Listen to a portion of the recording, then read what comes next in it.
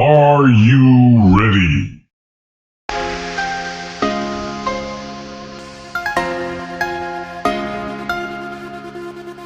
Hello everybody, welcome back to Only Leeds Bros. Apologies to anyone that was on the live stream there earlier on. Myself and Dylan were kind of left talking to ourselves and the stream dropped. The weather in Ireland isn't great at the minute, so the internet was just popping up and down and then the audio was coming in and out. So thanks to everyone that kind of texted us to let us know that the audio wasn't great, so we decided to do a pre-recording instead, which obviously, look, it wasn't planned, but we had to roll with it and get the video out there. So as I said, guys, please don't forget to like, comment, subscribe on the video.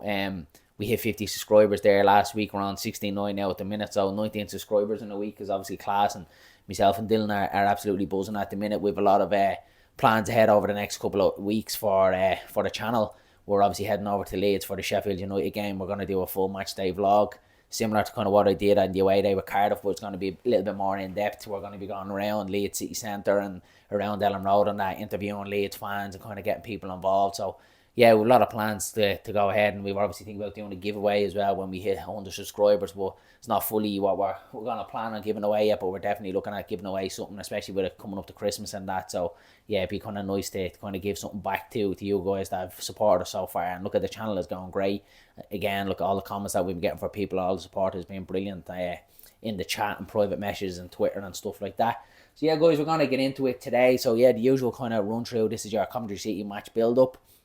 We'll get into Daniel Farkes' press conference as well. We'll let Dylan kind of get into that one and talk through the injury concerns that's going on at Leeds United at the moment, and then we'll talk through the opposition Coventry that we're playing on the weekend. Obviously a massive game, and we know Mark Robin's side, what they can be like. We'll get into that, and then we'll get into the Leeds United side of things and what we think the lineup might be, and then match prediction. So we'll let Dylan take it away from there, and let's see what he has to say about Daniel Farke. So, picked up mostly on the injury concerns. It wasn't so much information about Coventry as such. Before I do get into the injuries, it was more the questions that were asked was about managers of the Championship. Does Daniel Farke have a relationship with them? Which I think is it's an awful silly question to ask. At the end of the day, we're a big club fighting for promotion or to win it to the Premier League, and the interviewers are asking questions about, did you go for dinner with these people? I just thought it was quite silly, to be honest. But anyway, back to the injuries. So Max Warber is out still since last week. Patrick Bamford was pulled from training, I think, on Friday or Thursday. Thursday. He pulled from Wednesday. He said he was pulled from Wednesday and he was back training today. Yeah. So we'll see how his body reacts. Whether he can play tomorrow. I think there's a light training session tomorrow, he said. So it was also Junior Firpo was pulled as well. Same thing, his body reacts. And Dan James as well. So that's international after the international break. But major one is Pascal Struijk. Yeah. Joe Rodon and him are playing a great partnership at the back at the minute. So that's the main one. That's the concern for the minute. Yeah. Now, the only thing positive of it is it means Ampadu to drop back and probably Rowell or Tanaka to come on as the replacement for that. So, in a way, it'd be nice to see Tanaka get a start. But obviously, it's not good for a Struijk. It's a good partnership at the minute between Joe Rodon and Struijk. But yeah, as far as the interview goes, there wasn't much I picked up on. It didn't go into such of tactics. It didn't go into the opposition as such. As I said, I just thought it was a pointless interview. The main thing from it was the injuries. For the fans to give us some sort of update. But that was kind of everything I picked up on Farke's interview. But we got into the that's what I'm kind of taking, like, the press conferences. Like, I used to be a thing that I used to love doing, and you'd look forward to, and especially kind of Bielsa's press conference, because he used to obviously go on and he used to kind of give you so much and different kind of topics, and you'd never know what you'd kind of get out of Bielsa. Daniel Farke's press conference seemed to be very kind of robotic now, don't they? That they're very much like like animated. You kind of know the questions that are going to be asked. Yeah. And the only other kind of other thing that you kind of look at that's kind of different is the injuries, and that's kind of like what for me the press conference has became now is injury concerns. It's not really a press conference as per se. Yeah. Some of the questions that get asked by the journalists, and like I said, this has been happening now for a long time, and I don't know whether it's a thing that they've been prepped before they go into these press conferences that, look, if you ask questions on X, Y, and Z, they're not going to be answered, or you just won't get a question the next time in the future. So they're obviously being warned, and that, like, questions like that should have been answered was, Daniel Farke, there's obviously been a lot of critics last week. You won 2-0, but the performance has been criticised by most Leeds United fans. Like, where do you, like, what's your comment on it? Like, do you know what I mean? Just putting direct questions to him, like, more so than when you're feeling under pressure. Like, are you reaching out to other managers? Like, I thought it was the most like, silliest us as question Leeds ever. fans, do you care if he's ringing another manager? Like, it was just me. It was an absolute, like, pointless question, and that's where I'm kind of gradually going to with Daniel Farke's press conference, and whether it's Daniel Farke telling the club, like, this is what I'll be saying at my press conference and nothing outside that, or, like, is the way that the club want to run it. But there's definitely, for me, they're going very kind of monotonous, and you know, like, you kind of know what's coming. You know what's coming down. When the journalist asks the question, I know in my head exactly what Daniel Farke is going to turn around and say, and press conferences shouldn't really be like that. It's kind of scripted. It kind of could be off the bat, and that's what I'm kind of getting at. And the only thing that you don't really know is obviously injury concerns. So it's probably best going forward that Daniel Farke just comes down to Thursday and go, right, injury list is boom, boom, boom, and he's available, boom, see you later. Because everything other than that, it just seems to be. He was going into, like, obviously, like, it was the question that was asked, and it wasn't his fault, like, at the end of the day. I understand the question that he's asked, but I'm like, I'd like the journalist just ask a serious question. the questions. Like, ask the questions you want to be answered. Like. You know, he was going on, like, I don't get to go for cake, or, you know, or sit down around to the house, or, you know, even go out for dinner. Look, at the end of the day, these are opponents. Yeah. You know, we don't like anyone. Yeah. We need to win this. So game. it's Leeds, so we love to be hated. Like. Yeah. What's the purpose of even getting into that conversation of a manager going to another manager's house for something to eat? We're fighting here to win, to get into the Premier League here. Yeah. And they're talking about cake and dinners. Yeah. Yeah. You know, like, go into a bit of tactics, give us some sort of tactical analysis. You know, your reason information. why you're playing 2 pivots, because he turned around and obviously said in his post match last week that the pivot, that he's obviously sticking to the pivot and he likes it. Well, turn around and ask him. You said after your post match press conference after Cardiff City, you like the pivot and the pivot is staying there, it's important to you. But why? Like, why do you feel that the pivot is so important? Do you know what I mean? The questions that the fans want to be answered. We're obviously, as fans, turning around going, why are we constantly seeing this double pivot? Like, against Cardiff, I understand against that. Like, the Burnley, for example, no problem at all. Set up the pivot and let's see it works out. If we control it again, well, then take the pivot out and get that advanced midfielder on. That's fine, no problem. But against Cardiff on the weekend, Dylan, we're winning 1-0 with the majority possession. Cardiff didn't lay a glove on us. Cardiff weren't even in the ring. They didn't show up whatsoever, apart from after the second goal that we scored, and they did the one chance Melier made a great save. But you're looking at that and you're going, why do we need a double pivot in there now? Look, why do we need a double pivot? We're playing against 10 men, bottom of the championship. They've offered absolutely nothing. Go out and kill them. And that's what I'm kind of saying, is that kind of killer instinct that you want. Do you know what I mean? Like, as soon as Tanaka came on, you could see how much more advanced he was. Like, seeing a stat there that it was 25 passes in 8 minutes or something he completed. Like, and he was so, like, yeah, they were like short little passes. It was no kind of the Calvin Phillips or Piroe kind of esque long balls over the top. But they were short passing, and he was moving the ball forward quick, and you could see we were already advancing forward with the ball. So I think there's a time and a place where the double pivot can be played and where it should be played. Like that, let's say, FA Cup draw, you get Man City, right, play the double pivot. You get one of the better teams in this league, your Sheffield United, West Brom, Burnley, whoever it may be, right, set up with a double pivot and let's see how they're going to work out. Maybe even against Coventry there in the weekend, set up with your double pivot. But if you're going and you're controlling the game, well, maybe change it up and get that kind of advanced midfielder on. And I think that's just what I'm missing me. Like, I'm not criticising, like, it kind of seems like at the minute, like, if you're criticising Daniel Farke's style of play, is that you want them out. And that's not that whatsoever. You should be able to criticise someone without saying you want them to lose their job. And like your manager will criticise you, or your boss will criticise you when you're doing your job. And he'll turn around and say, right, you need to do this, you need to do that. It doesn't mean he wants to sack you or he wants to fire you. Do you know what I mean? He knows you're a good employee. He knows you're doing well, but you should be doing a little bit more and maybe changing this and changing that. And that's just critics, and that comes with the job. So I think you're able to kind of criticise his tactics without being like a Farke out, or, do you know what I mean, you want him sacked or an agenda or whatever against him. But I do think his playing style this season so far, it's like he's just, like what I said to you last week, it's like the volume is just being toned down. It's like he just has the players on strings and it's just being toned right down. And that second half, like, I was obviously buzzing, like, at your first away day, you know, as you would be, even going to Eleanor, that same kind of sort of feeling, and especially being in kind of like another city, like around Wales, you obviously have the Welsh and the English kind of rivalry there anyway. Do you know what I mean? It felt kind of a little bit hostile kind of going into Cardiff. And like we were like absolutely all over them and you kind of wanted to go apart of them, and it was just like the second half was just like the whole energy was just drained out of the play. The whole energy was drained out of the away end, and like that you were hearing a couple of like murmurs of like, oh, this is shy, move the ball quicker, get it forward, and there was a lot of times in that.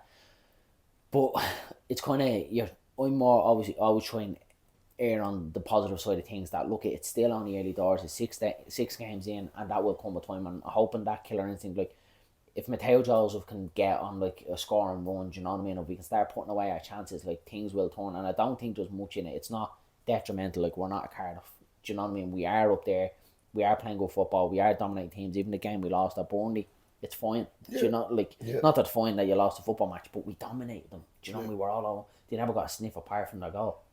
If we can keep that up in every single game, and then just get the end product right, we're flying. I think the end product needs to be Piroe, if I'm being completely honest with you. You know, going back to his press conference, just after remembering, you know, he was saying that Piroe's a great team player, and you know he's a great attitude, and that's brilliant. Like you know, that's great to hear.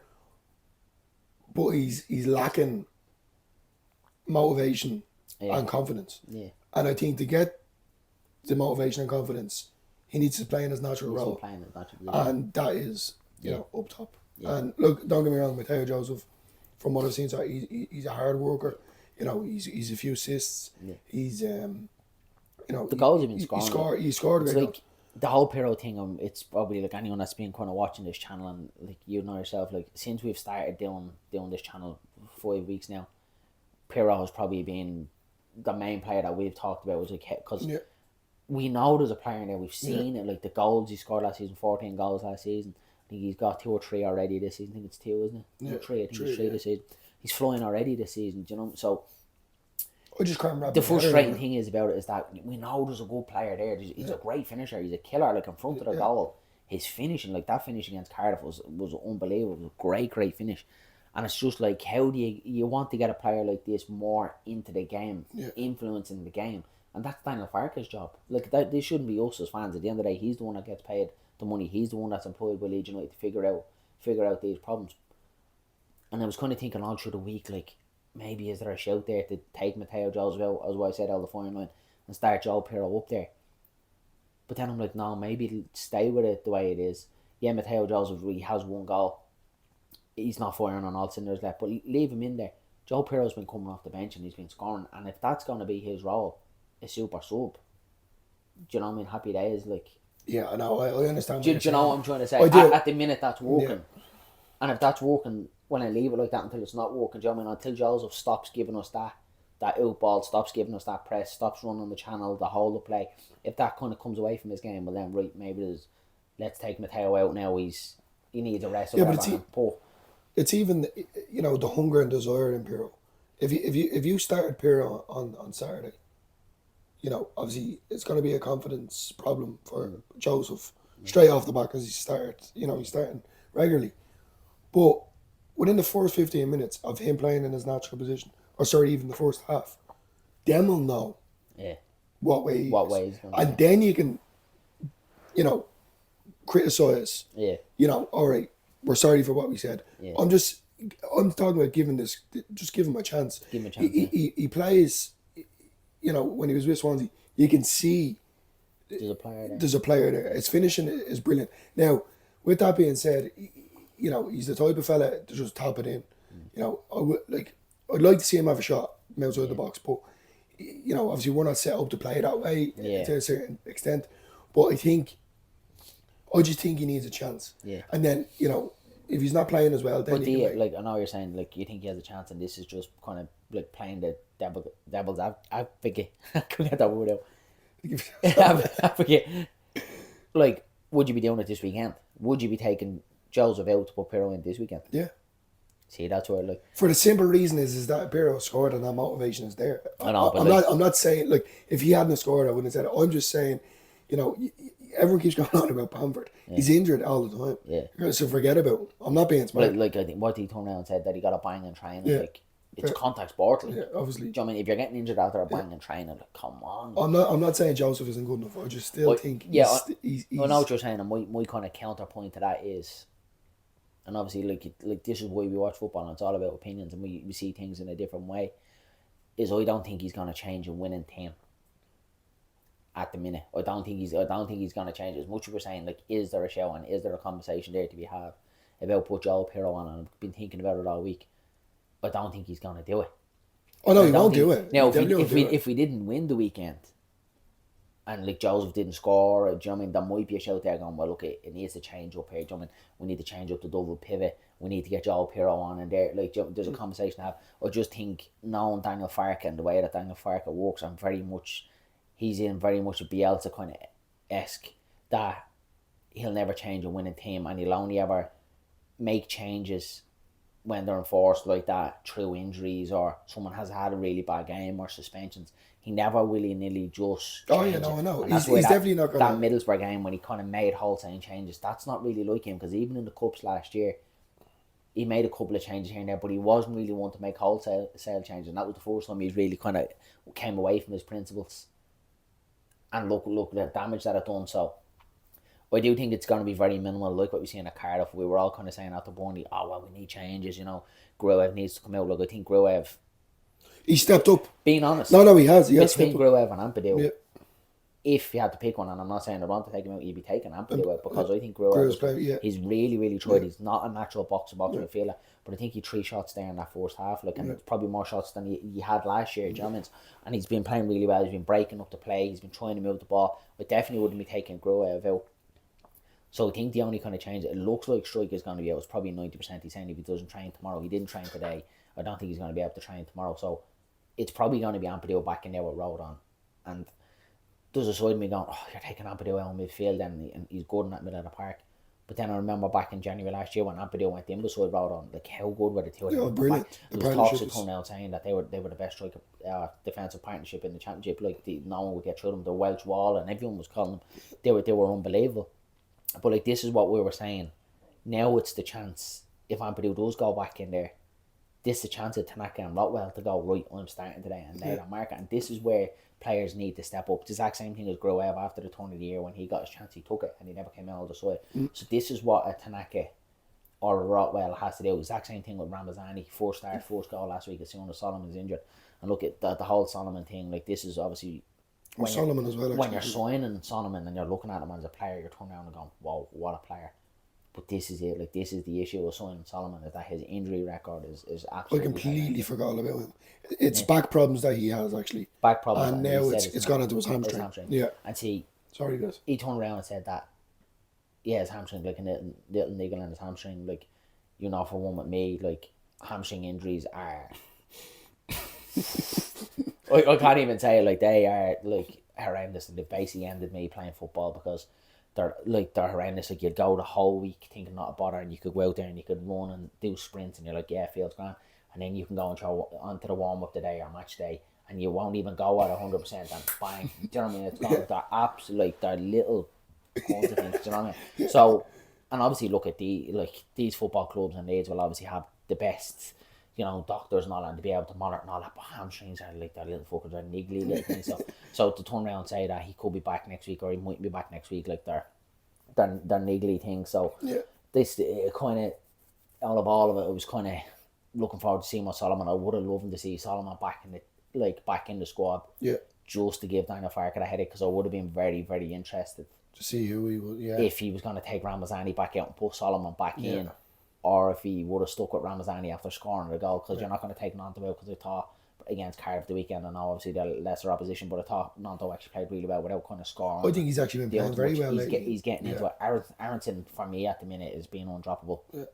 I would say he's probably our second best player. Obviously, one of the followers in the live that we done asked who do you think the best player so far for Leeds, I've said it's Pascal Strike, and he just goes unnoticed. Cardiff the weekend, he was pulling the defence around. You could just see him, and you know it's things that you don't see when you're watching on the telly that you see live on the pitch. I think Pascal Strike has been an absolute rock at the back for us, and he has gone on saying so. He is a massive miss, but he's not detrimental because we know we can put Ampadu in there. Do you know what I mean? He's not detrimental like that. If Joseph gets injured and Piroe can't do the job, do you know what I mean? We have that depth in the squad here where if you had said like this one last year, if a Somerville got injured or a Georgie got, like, it's like, oh, what are we going to do? Like, we're losing a great player. And I don't feel like there's that in the Leeds squad this year, that if someone does get injured, it's obviously you don't see our players getting injured and it's a loss, but it's not a detrimental kind of loss. Yeah. At least we have cover in there. Obviously we said about Farke,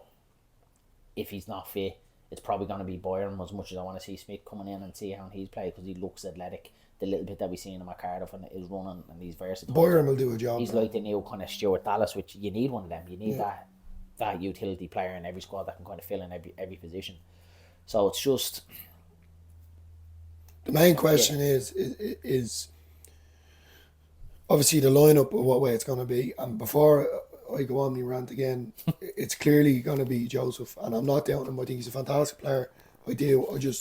It's more of it's annoying when Leeds buy, or any club, buy a player and they're not showing their full potential. Yeah. And that annoys me, because I know that he is just going to, if he gets that chance, he's going to bang in goals left, right and centre. But determining the way that we're playing, and I don't think it's the setup that he needs.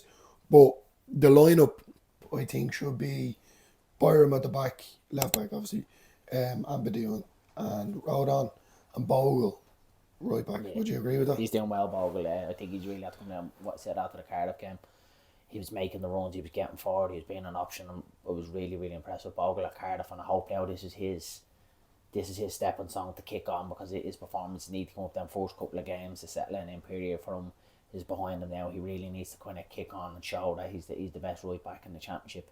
So yeah, look, it's another big game, and they're all coming thick and fast. But if you kind of look over the next four, it's probably the lesser kind of game, because after that is obviously Norwich, big game away, Carrow Road, Sunderland, and then Sheffield United, and then we've Watford again after that. And Watford obviously gave City a scare the other night. City 1-2-1, but Watford kind of gave them a little bit of a game as well. So yeah, look, there's big weeks ahead for like Leeds United, and obviously we're gonna kind of have this, and all clubs are gonna have their injury concerns and stuff like that. But that's what I'm really, really crying out for the weekend, is that the performance levels is there, that we can kind of go out there.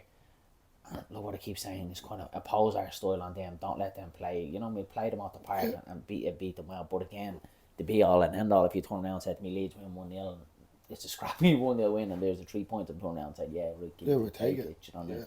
But there's only so long that you can go into the season, and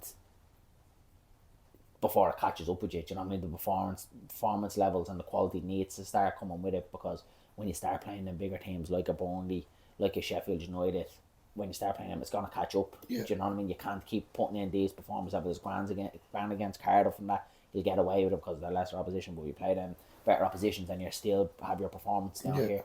That's where you're going to get caught. So I think we need to kind of start improving now. And I'm not really kind of giving me whole kind of thought over till we're after 10 games. I think the 10 game mark is a really good barometer of where we're at the minute. So yeah, kind of after 10 games and after these next 5, especially after Watford, it's going to show exactly where we're at. And we'll kind of know how the land lies then after that.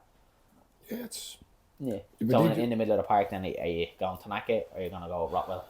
I think you'll go with Rotwell. But I'd like to see I think so too. I think because it's just Farke being Farke. I think because us as Leeds fans were like, get Tanaka in.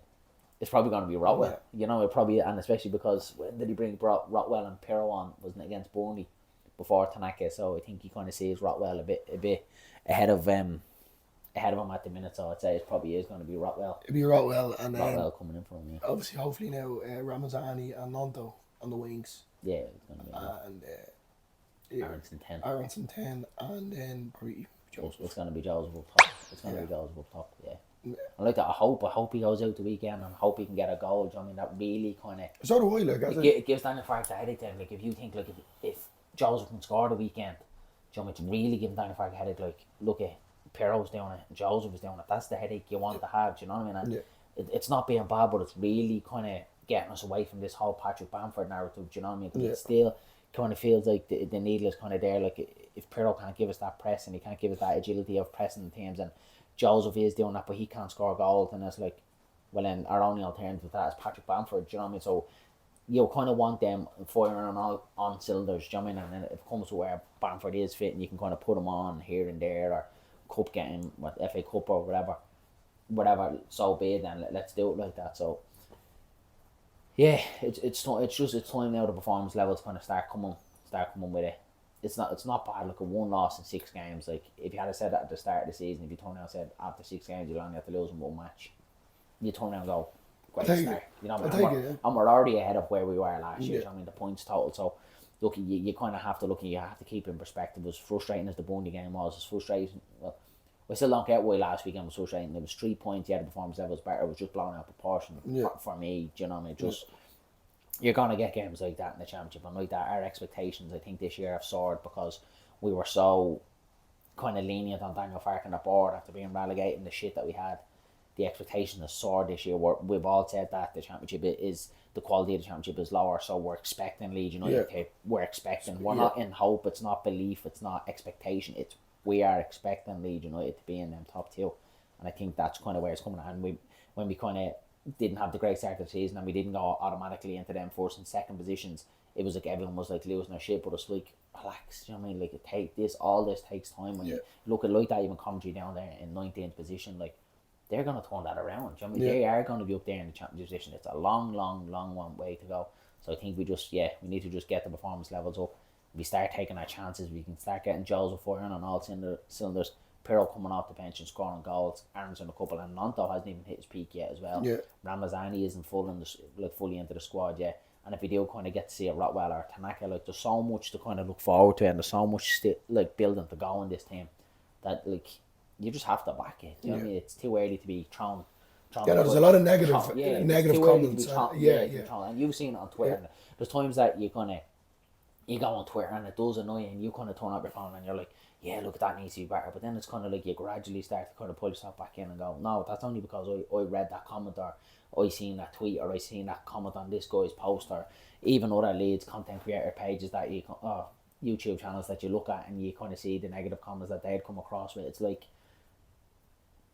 well, like how can you think of that? But then I suppose like that's the world we kind of live in, and you can't kind of live in this kind of ego chamber where like your opinion is the same as my opinion, the same as his opinion, because that'd be boring. Do you know what I mean? That's why I kind of do go on them kind of negative kind of pages, kind of have a look to kind of look, well, what's he kind of saying, because it could be a thing where you see it then from a different side and go, do you know what, he's actually right, I never thought of it that way. And you kind of respect that opinion.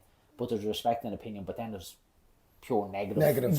Dude, for that want to be negative. Like, do you know, I seen there, like, just on the Leeds, obviously we haven't even spoke about it, is the Ellen Road expansion, which is obviously brilliant, 53,000. And I seen a comment on the Leeds United page going, why isn't it 55? Like, do you know what I mean? That's like turning around and, do you know what I mean, winning. That was him just taking complete piss. Do you know what I mean? But like, he was absolutely like, that's a weird number, why isn't it 55,000? And it's just like someone came up to you and goes, there's 53 grand, turn around and look at it and go, well, why is it not 55? So it's just like, Jesus Christ, man, it's just negative for the sake of being negative. You know what I mean? It's just like, just turn around and go, bring it for the football club. Daily, we're rolling with the times. About time Ellen Road was there and the club was there, and we started kind of climbing the ladder to get back to like where we want to be. So it's, it just, there's times with this fan base, it just scratch out. It's like, there's times that it's the best in the world when it's Leeds United against the world, and it's the world against Leeds United, and we have that tribalism, and we're all together, and we're all Leeds fans, and we do the salute each other when you see a Leeds fan across the road or in the car flying down the motorway, and when there's a sticker on the back of his car. It's that kind of tribalism. You don't get that with United fans and Liverpool fans. Like, I was talking to a United fan today, and they obviously drew with FC 20 and turned around and said, I see the United match last night, jeez, Mark Ray. No, jeez, I never watched it. It was wrecked, and I ended up going to bed, and it was all fighting with the miss, and you're like, that's a typical Irish. Do you know what I mean? And I was just like, it blew my mind, because I'm like, I don't even want to talk about it. I don't care if I was fighting with the missus, or like, do you know what I mean? Like, if it's sort the kids out, you go in, park the bus with the missus, I'll sort you later, I'm watching the Leeds United match. Like, that's it, like, do you know what I mean? Like, it's just and it's just like, do you know what I mean? That's like that kind of, like, the tribalism in Leeds. It's like, it's us and it's against the world. And when Ellen Road is like that, and it's like, do you know what I mean? When it's raucous and it's I never like seen it by that. I know what you mean. You know, growing up, becoming a Leeds fan, you know, obviously I didn't go down the road till I was 7 or 8. Yeah. But it was real walking into Ellen Road and just hearing everyone sing words together. It's really good. But the only, probably in the last, before we got promoted, is when I kind of noticed the negative. Yeah. You know, and maybe It's social media. Yeah. Because you don't get that when you go down the road. And even like I was saying, obviously about the Cardiff away, and it was a very, very small minority that was turning around and like giving out. Where if you go on social media and it's what they always try and say. It's the negative comments or it's the hate that speaks louder than. Do you know what I mean? With the other hand of it, I know what you're saying, but you know, I think it's people out there that love something so much, and someone that was running the place, and we all know who we're talking about. Yeah. You know, and Bielsa gave us that. Like you know, going back to even the documentary on Amazon. Yeah. There was a whole love around the club Togetherness. again. You know, When you look back, and I don't know about you as well, but I remember like watching like when Bielsa was here, I was watching like Leeds United under 21 games. yeah. You were so morally invested. Invested. Not just It with was the first a team. way of life, and Leeds United fans already are that. It's a way of life. We're going way off topic here again. We're talking about the Coventry match build up, but like, do you know what I mean? Like, it's like a way of life. It's everything. It's like Leeds United, but like Bielsa gave you that bit more. And it's like that love that you didn't even think you could have any more for Leeds United, but he did. Like watching like under 21 games, 18 games. I found myself watching the women and all at one stage. Like it was just this absolute love for the badge, like, and I love when Ellen Road and Leeds is like that, and it's boisterous, and it's, you know, it's going to go up and at them, it's us against them. Do you know what I mean? That's what I want Leeds to be back at. Like, do you know what I mean? Not this negative fans fighting with each other online. Like it's like, see, I think if you want Farke out, that's fine. Why do you want Farke out? Because football's born. I like expansive football. That's fine. I'm one of them that I'd rather results over football, and I just want to get out of this division. Like I don't really care if the football's born. If he's going to play like that every week and win 2-0, I don't give a shit. You're allowed to have that opinion. You don't have to hate each other. It doesn't have to be a separated fan base going, well, you're Farke out and you're Farke in. We can be Leeds United fans and go, well, your opinion is this. Well, why do you think Farke out? Well, I think his football's born. Yeah, do you know, I want him in. I do think his football's born at times, but it's getting the results. It's being able to have that back up an adult conversation with someone, like, do you know what I mean? Where, I think the negative, and you can't. There is Leeds fans out there that they can't. You see them online bouncing and go, geez, yeah, I've never seen it from that point of view. And it, like the prime topic is Patrick Bamford of like how like controversial has he been, like with like the chance he's missed and the whole kind of bubble surrounding Patrick Bamford. Like he'd avoided the whole fan base at one stage. Do you know what I mean? he's a different player, Bamford. Yeah, he's a different. You know, that man made Bamford who he is. I don't care what anyone says. But like going back to the negative comments or the negative talk in general, you know, this is what I believe is that these people have been hurt so much and let down. You know, and I'm not even just talking about Wembley. Recently, I'm talking. It's years. You know, and I think it's like a bad breakup. And what I mean by that is you're never gonna trust the person fully because of what happened. And you know, it's hard. It is hard. And with that man coming in, as you said in a previous video, he was like your granddad. Like you know, God. And he made, like, going back to, you know, the under 21s, he made the club even like everything expanding top arts, making it the way that it is. You know, there was a lot of media and a lot of it was the love for like all them players as well, like even Mateus, like it's saying like Mateus Click and just like I'm just solely just picking Mateus Click out and on, like doing that graffiti on the wall, you know, during COVID Champions 2020. That's something that's outside Ellen Road. Like it's unbelievable. You know, we have like the Luke Aylan flop, like, you know, we've seen like everything that Luke Aylan has done. Stuart Dallas, the way he just played absolutely anywhere for us. Calvin Phillips, the Leeds lad. It was like you had this kind of bond and this love for all these players. You know what I mean? It felt like you almost knew them. Like, you know what I mean? Because we were all kind of drew it together. We had this 16 years of hope. You get to the championship, and then you kind of add to that. You had the players look kind of like Rodrigo. Obviously, he was controversial, but like Rafinha, seen there, like Rafinha was like the player of the month in La Liga, and he's holding the trophy, and you're like rubbing your eyes and scratching your head on. How did he play for Leeds United? Like, I can't believe he played for Leeds. That's what Bielsa brought us. Do you know what I mean? And I think it's like what Rizdale said. Like we lived the dream. But like we want that dream back. Do you know what I mean? And it's not going to be as beautiful as it was under Bielsa, because he took these average championship players that we were floundering with in the championship mid-table for years before that. You know what I mean? Like your Alioski, your Aylans, your Coopers. Even like Click was wrote off. Click was gone. He was on loan the season before, came back, and he's became a Leeds United hero icon. Do you know what I mean? for the rest of his life. Like, What do you think? and it's like it was magical what he done with that Yeah. squad, which is what Farke is doing now. Is just like we have this kind of big enterprise now behind us. Do you know what I mean? We have these group of players that have cost us thousands, like, and it's like Farke has been given the tools and given good players to go to where Bielsa basically got us promoted with dog shit. Do you know Well, what I mean? if I put this to you, or you name successful managers for Leeds, and look the way they loved and cared for the players, for the club, Yeah, above it's most the of club. the community Yeah. and the fans. Yeah. You know, and I think that's what it is, and that's what Bielsa done. That's what Don Revie done. Yeah. That's what Howard Wilkinson, Howard yeah. Wilkinson done. You know, and that's It's bringing that's- the city together, and I think that's what is probably missing there from Leeds a little bit. And it's like under Bielsa, it felt like even when you went into Leeds, like you remember when we used to fly over the championship games under Bielsa, it was like when you were going to Leeds, it was like the city was kind of like vibrant or something. You could feel it off the city. It was like glowing. Do you know what I mean? And you've heard obviously back, like my dad would tell you back in the 70s, the whole buzz around Leeds United, and it seemed like the Howard Wilkinson, obviously it was 94, so it was 2 years after that, and you kind of see, and you listen to people out around that time in 92 when Leeds won it, they said the same thing, that the whole city was behind Leeds, and it just kind of feels like at the minute that it hasn't got to that yet. Do you know what I mean? It feels like you want that back. You want the whole buzz around the city again. Do you know what I mean? That you want the club, and that's probably a lot to do because before that you've 16 years of like hurt, and you eventually reached that pinnacle. We were there for obviously a snippet for 3 years. We fell back out of it. So is it that it's, do you know what I mean, you haven't got that 16 years of hurt behind you this time when you're trying to get back out? Do you know what I mean? So that obviously has a role to play in it as well. So it's. I have my trust in Farke anyway. Though, Yeah. I do. Oh, you do. might not have the same He's relationship the with the best fans. man. You have to look at his CV, and you can't look. Even Bielsa is the god like he was. He needed 2 cracks at the whip to get us out of this league. Yeah. Farke has done it twice. He's won the league. It was 90 points, 90-point trophy. And this year he's gone again, and he started off well. You have to back him.